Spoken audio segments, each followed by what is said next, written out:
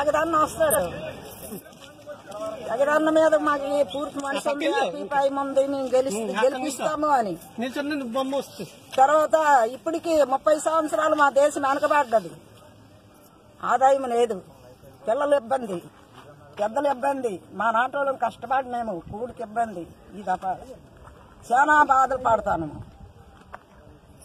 YS Rajasekhara అన్న వచ్చినాడు, మా తమ్ముడు జుట్టు జగన్ ఇక్కడ వచ్చినాడు, మాకు ఈ రోడ్డు వేసినాడు, కొంత సదుపాయం అయింది.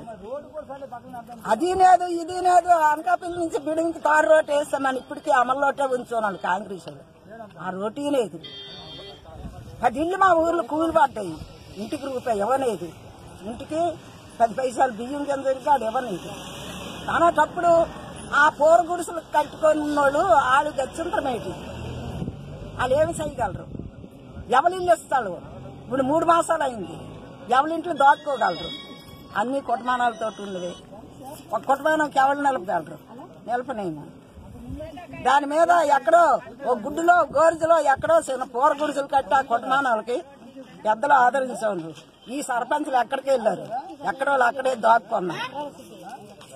లేదు అంటే పుచ్చి బియ్యం గింజలు వేసిన ఒక 50 కేజీలు మూట, దానికి తప్పి మాకేటి ఇవ్వలేదు. ప్రభుత్వం తరపు నీటి వచ్చింది, రూపాయి రాలేదు ఇంతవరకు. ఇంకా ఎదురు చూసేతాను ఆ చంద్రనాయుడు ఏటి ఉద్ధరిస్తాడు, ఏటి ఇవ్వగలడు, కానీ ఇవ్వనేడాడు. ఆడివ్వని పరిస్థితి మరి లేదు. ఆశలు పెట్టుకోకుండానే తేలిచి చెప్పినాము. ఈ వీడియోపై మీ విలువైన కామెంట్స్ ని మాతో షేర్ చేసుకోండి. అండ్ ఇంకో విషయం, సబ్స్క్రైబ్ చేయడం మర్చిపోకండి.